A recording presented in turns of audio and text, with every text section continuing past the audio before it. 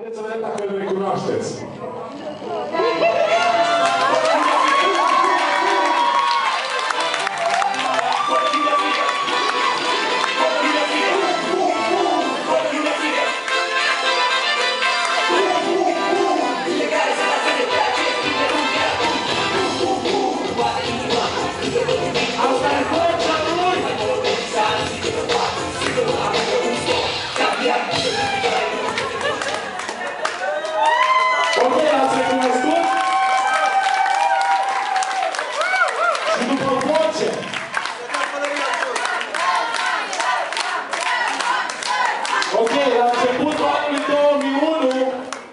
În urma unei răcușeli,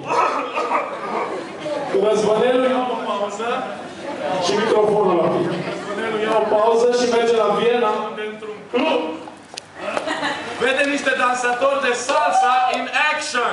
Bravo!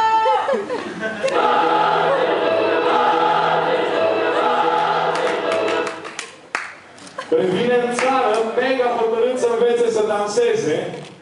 Și 2 ani mai târziu se apucă de cursuri de salsa la Timea.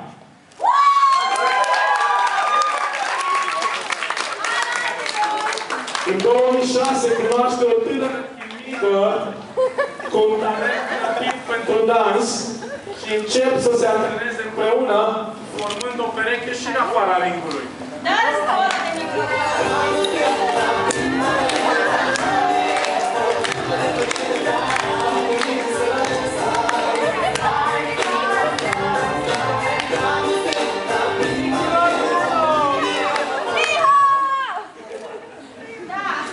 Am primit istoric. Vorbim chestii serioase aici. La începutul 2007, Răzvan urmează cursuri de hip-hop la Ultimate Dance Style. Avem aici pe cineva de acolo? Da! Și pe Călin, normal. Mare fan al lui Tupac, care în textele lui folosea des expresia "nigga with attitude", Răzvan se hotărăște să deschidă o școală de dans care să îmbine ritmurile de salsa cu elemente de hip-hop. Astfel, pe 5 februarie 2007, Răzvan și Carina pun bazele școlii Salsa with Attitude.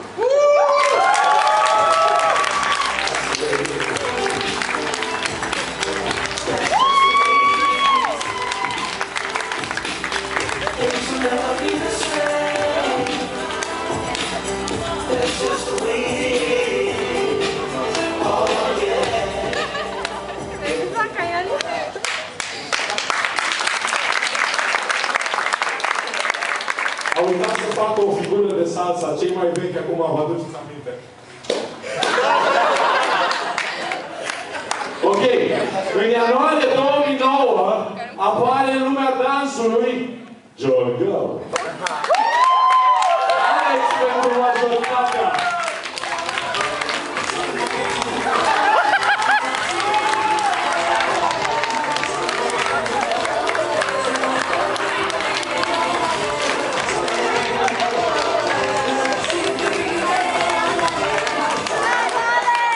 Fiind un talent născut, ajunge foarte repede să facă parte din trupa de show-uri Salsa with Attitude, având un viitor promițător în față. Da, mai revenim la el mai încolo. Tot undeva prin 2009 apare și Anca. Ți-am zis că sunt...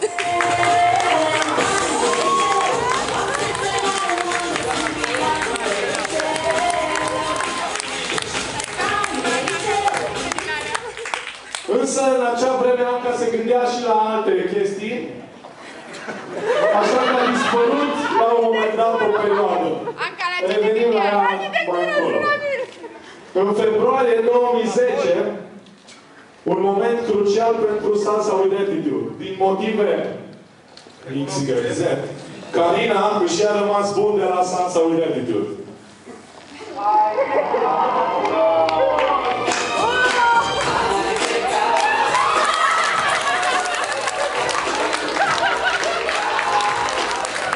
Răzvan este consolat de Alex.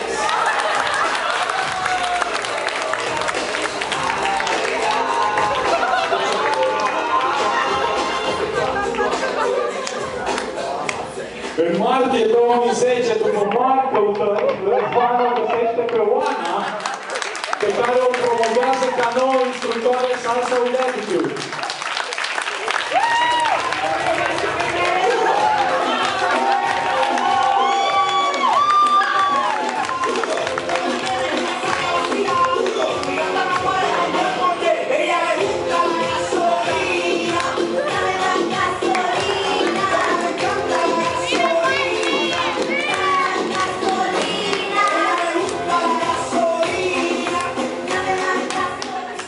Urmează o perioadă de liniște la Salsa with Attitude, congrese, cursanți.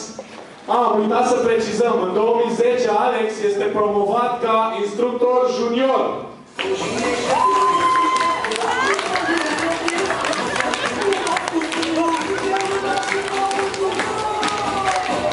Ok, hai să lăsăm un pic Alex, că nu e în momentul lui. Anca revine la salsa și intră în trupa de show-uri a școlii, având ca partener pe campionul nostru la bodyweight-uri. După cum spuneam, a urmat o perioadă de liniște până în septembrie 2011, când Răzvan pleacă în țara unde femeile sunt urâte și se bea bere în loc de apă. Anglia, nu Germania.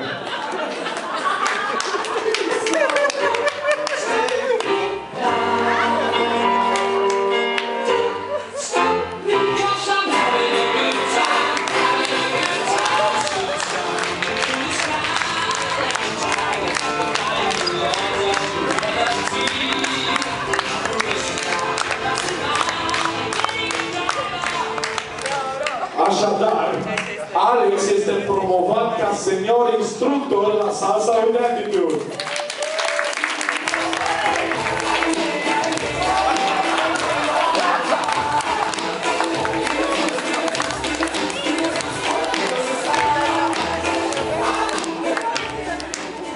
Însă, vine o altă bombă. În octombrie 2011, Oana și-a rămas bun de la Salsa with Attitude, alegând drumul capitalei.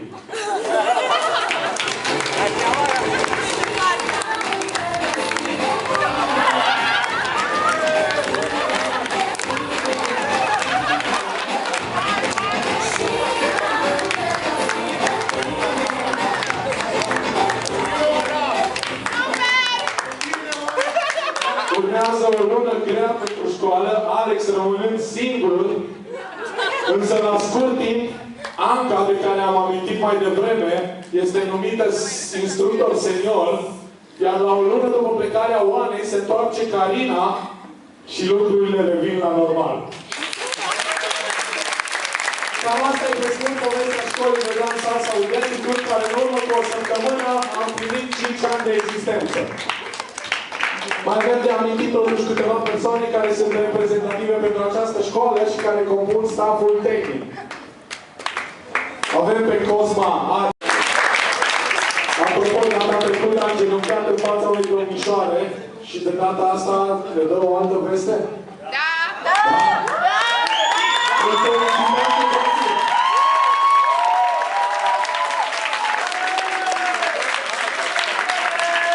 Ok, urmează Nicu Cătălin, un oltenaș, care se ocupă de... Are un stil mai aparte de a dansa.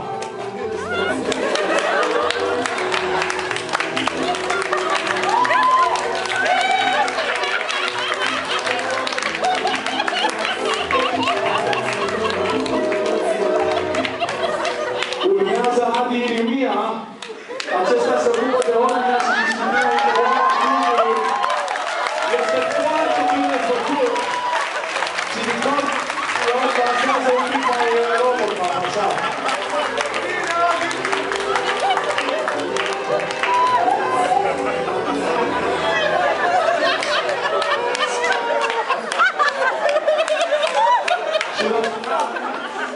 Și la Spilcă Cipi alias DJ Chip Pepe Banderas. Stați, că și-a tăiat floaca din cap. Se ascunde în spatele pultului și iese din pânlot când se aude tipul de suc.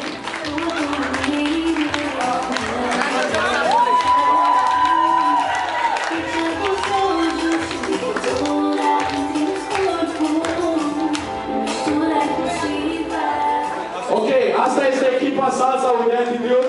Haideți să facem.